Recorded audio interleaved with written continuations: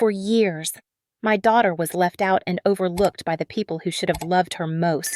This Christmas, she finally spoke up, and it shook us all. Before starting this story, if you are listening from USA, please leave a comment with number 9. And if you are from another country, please leave the name of your lovely country. Don't forget to like the video and subscribe to the channel to listen to more stories. The evening was alive with laughter and the clinking of glasses, the kind of noisy warmth you expect at a large family gathering. The golden lights twinkled softly, casting a cozy glow over the polished oak dining table piled high with festive dishes. Everyone seemed caught up in their own conversations, the hum of chatter filling the room. Yet amid all this, my 7-year-old daughter stood out like a fragile beacon in the crowd. She wore the sparkly gold dress she had insisted on picking herself earlier that day. The dress caught the light every time she moved, shimmering like it belonged to a princess. Her small fingers gripped a neatly wrapped little box, a gift she had made with pride and careful hands. I watched her closely from where I sat at the edge of the room, my heart tightening with both pride and dread. No one else seemed to notice her. The adults were too busy talking, laughing, and sipping wine to pay any attention to the quiet girl standing alone. Except me. I could see the weight behind her steady gaze as she looked directly toward her grandmother, the woman at the center of this family's world, sitting comfortably in her high-backed chair. My daughter lifted the small box just enough for her grandmother to see and spoke, her voice clear and steady despite the room's noise. "Grandma," she said softly, "Dad told me to give this to you if you ever ignored me again." The entire room froze, forks hovered mid-air, laughter died on lips, and even the soft holiday music faded into nothing but distant background noise. For a moment, the only sound was the rapid beating of my own heart. Her grandmother's face tightened into a confused smile like she was trying to pass it off as a joke. But that smile didn't last. When she opened the box, a scream tore through the room. It was raw, sharp, and louder than the gasps and stunned silence that followed. People rushed forward, crowding around to see what had caused such an outburst, but I already knew what was inside. Months ago, my husband had packed that box, prepared for this exact moment the day his mother would cross the line. And now, that day had arrived. As I watched my daughter sit quietly back down, holding onto the small candle inside the box, I realized this was more than just a family dinner gone wrong. It was a breaking point, a moment when years of hidden pain, silent exclusion, and quiet suffering exploded into the open. Tonight, nothing would ever be the same. When I first married Daniel, I believed I was stepping into a close-knit, loving family. They were always loud and lively, full of laughter and tradition, cookouts, game nights, and holiday celebrations seemed endless, all hosted by his mother, Mireille Ale. She was the heart of the family, her presence commanding every room she entered, her opinions shaping every decision. I admired her strength and hoped she would welcome me warmly. At first, Mireille seemed to like me. She complimented my cooking, smiled during family dinners, and even hugged me goodbye on occasion. But beneath the surface, something was off. Small things started to add up, texts about family plans that never included me, subtle remarks about how I was different from the women in their family, how I didn't share their values. It was never outright hostility, just a quiet, persistent coldness that made me question myself. The real challenge began when I introduced Zia, my daughter from a previous marriage. Zia was just 2 when Daniel entered our lives. Daniel didn't hesitate for a second.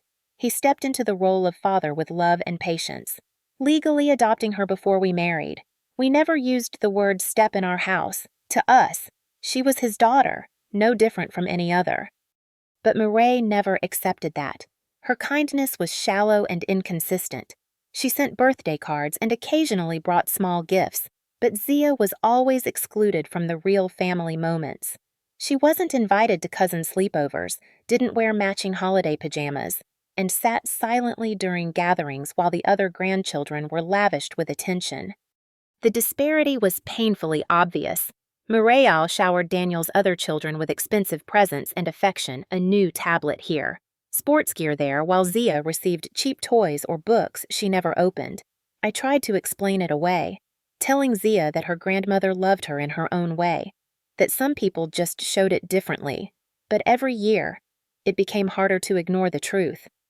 Even the adults couldn't hide it. During Thanksgiving one year, Murray had personalized plates made for each grandchild, beautifully hand-painted with gold letters, everyone except Zia. Her place was set with a plain, mismatched plate from the back of the cabinet. That night, I heard Zia whisper, "Maybe Grandma thinks I'm just visiting." My heart broke, and Daniel's jaw clenched beside me. Despite all this, we kept showing up. I told myself it was about family unity, about giving Zia a chance to belong. But deep down, I was lying. I stayed silent because I didn't want to be seen as the problem, because I feared forcing Daniel to choose between his mother and me. Every time I swallowed my pain, I convinced myself I was teaching Zia patience and grace. But what I didn't see was how much she was learning about being invisible and about what it meant to be less than in a family. That was the fragile illusion of family we lived in, polite smiles masking cold rejection, traditions built on exclusion, and love that never quite reached us. Zia's presence at family events was like a shadow there, but unnoticed.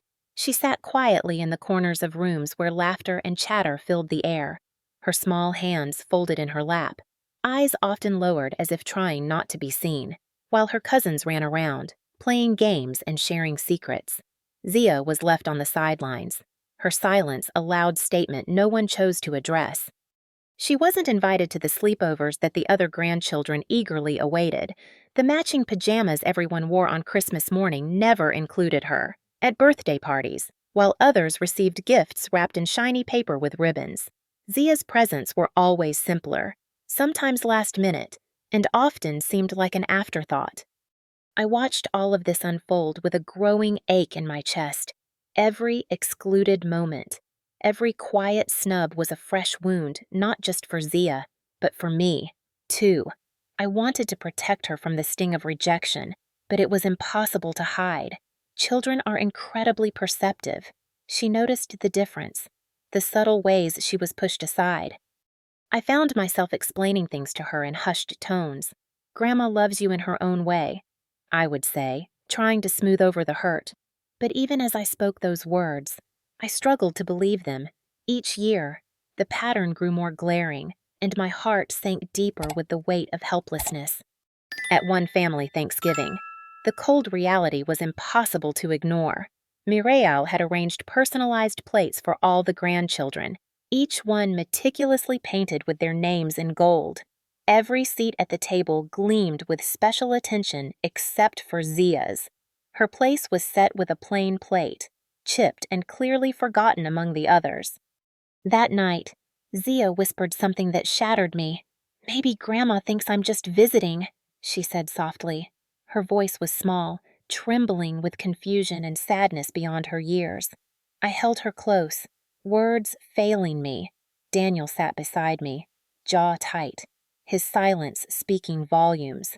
It was the moment we both knew the truth was undeniable. Still, I told myself to stay strong for Zia's sake. I insisted on showing up, pushing through the coldness because I wanted her to feel part of something bigger, a family, a tradition. But deep inside, I was crumbling. I swallowed my own pain, burying it beneath a smile, afraid that any protest might fracture what little unity we had left. I didn't realize then how much my silence taught Zia that sometimes. Being invisible was the price to pay for belonging, and that lesson broke my heart every single day. The tension between Daniel and me was a quiet storm brewing beneath the surface words unspoken, feelings pushed aside in favor of fragile peace. After each family gathering, I found myself retreating to the kitchen, voice barely above a whisper as I tried to share my worries. "Did you see how Zia was left out again?" I'd ask, exhaustion thick in my throat. Daniel would nod, eyes darkening with frustration but saying little. He knew. He saw the hurt in Zia's eyes, felt the weight of Mareki's cold glances. But confronting his mother was like walking on thin ice. One wrong step could shatter the fragile balance he clung to. "I don't want to hurt my mom," he once said softly. "But what about Zia? What about you?" My heart broke in that moment, hearing his conflict laid bare, but feeling his silence as well. For months, this stalemate dragged on. I stayed silent in the daylight hours, smiling through the pain at family events. But the nights were different. That's when Daniel shared his secret, a small, simple box, carefully wrapped in red paper, hidden away in our closet. He told me about the letter he had written months ago, a letter he never dared to send until the moment was right. "I wrote it for Mireille," he said one night, sitting across from me at the kitchen table, exhaustion etched in every line of his face. "For the day she makes Zia feel like she doesn't belong again." His voice was steady but heavy, the burden of years pressing down on him.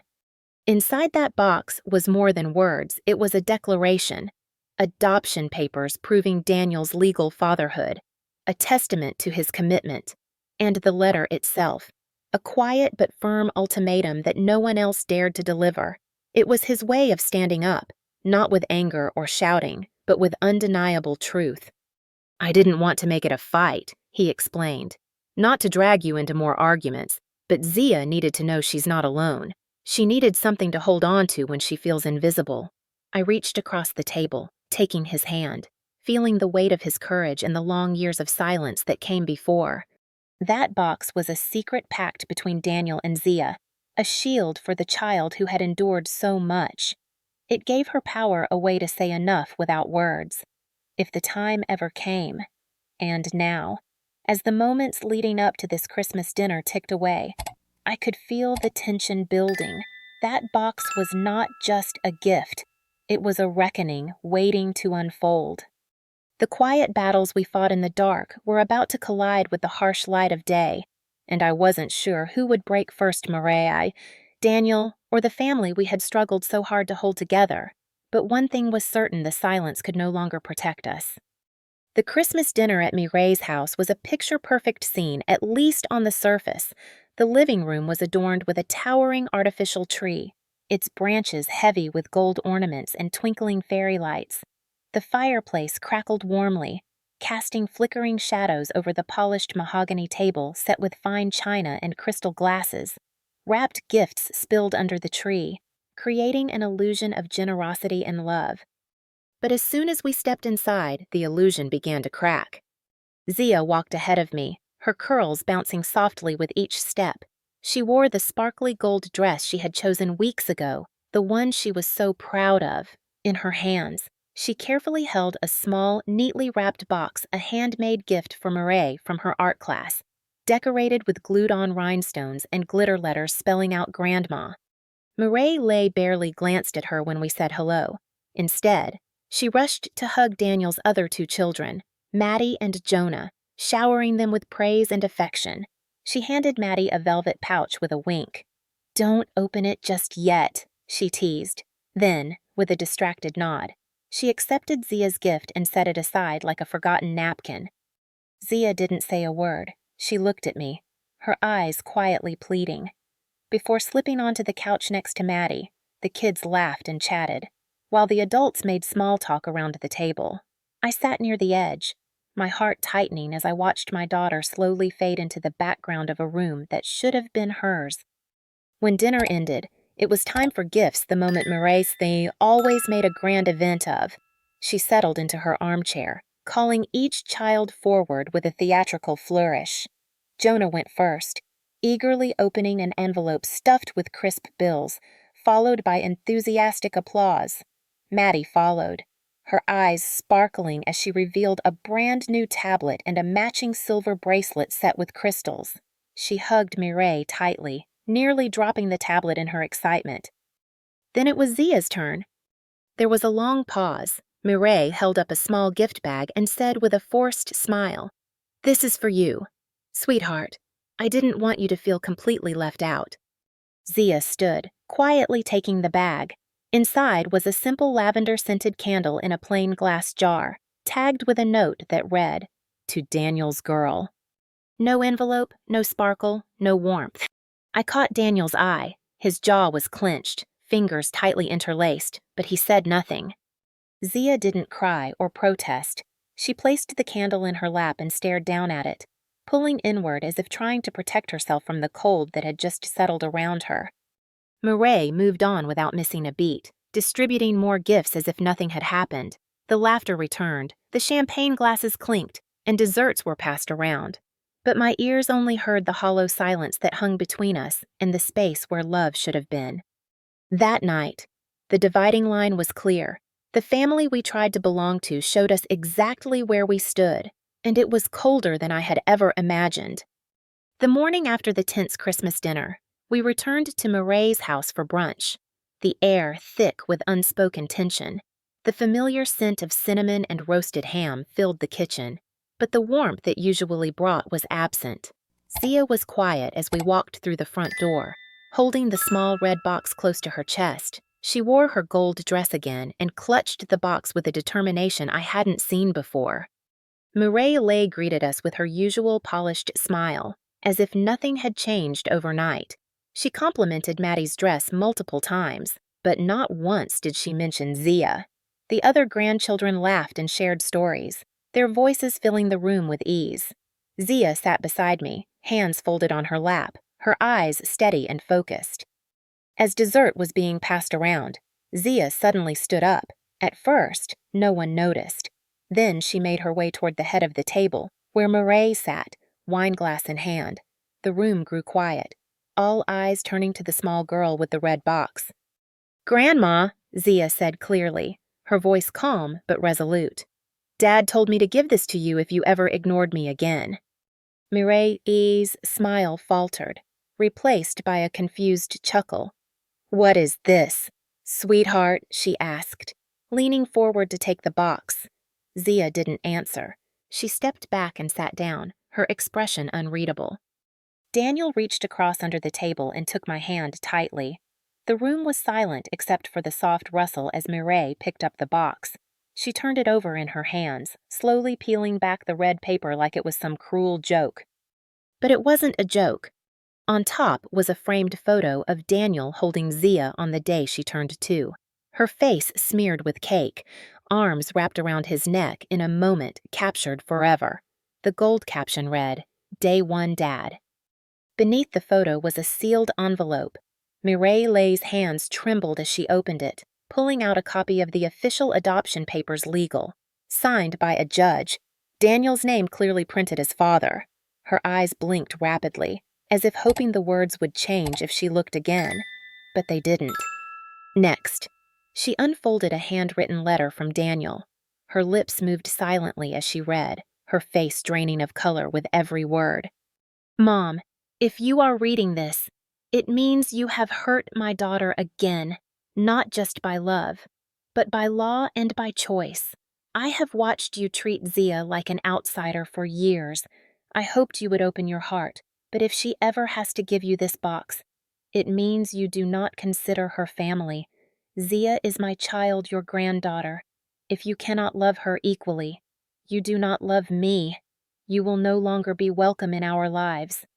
The letter fell from her shaking hands as if it burned her. Murray stood abruptly, chair scraping against the floor. Maddie flinched. Jonah froze. And Murray's sister reached out, trying to steady the table.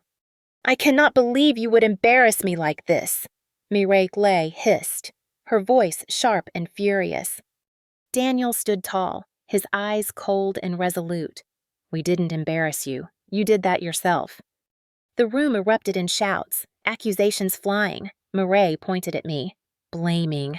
"This woman turned you against your own mother." I met her gaze calmly. "Zia gave you a gift the chance to see her. You chose not to take it." The crack in the family's facade was wide open now. Zia watched quietly, not afraid or confused, but as if witnessing the truth unfold in front of her. Daniel took her hand, ready to leave the shattered scene behind. That day, nothing was left unspoken, and for the first time, we stood firm together, unbroken. After that unforgettable day, we never returned to Murray's house. No more forced holiday dinners, no more pretending everything was fine. The silence that followed was heavy but also liberating. Morale didn't reach out, and we didn't chase her. For once, peace settled over us like a long-awaited calm. I worried about how Zia would react, expecting questions or sadness about the loss of her grandmother's acceptance. But instead, I saw something else: quiet strength and a new confidence. She stopped watching the door at family events, stopped wondering why she wasn't treated like the others.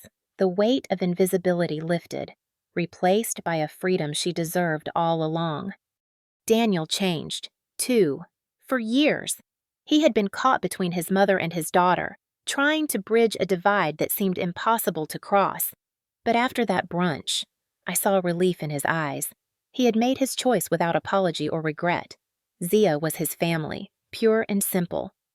We started building new traditions, ones that felt real and full of love. We baked cookies for neighbors, constructed pillow forts, and watched movies in pajamas on lazy Sunday afternoons. These were not attempts to replace what was lost, but to create something better, something honest. Family isn't about the biggest displays of love when everyone is watching. It's about who shows up when it matters most, who protects you when the world feels cold, and who makes you feel safe when everything else tries to make you feel small. Zia taught me this lesson with a quiet courage that stunned me. She never talks about the box anymore. She doesn't have to, but I keep it, tucked away next to her first pair of shoes and her hospital bracelet from the day she was born. It's a reminder not of pain, but of the strength it took to claim her place. That strength is ours now, and in that, we found our true family. This story reminds us that true family isn't defined by blood or appearances, but by love, acceptance, and standing up for those who feel invisible. It teaches us the courage to claim our worth and the strength to walk away from toxic relationships that diminish our spirit. Everyone deserves to be seen, heard, and valued for who they are.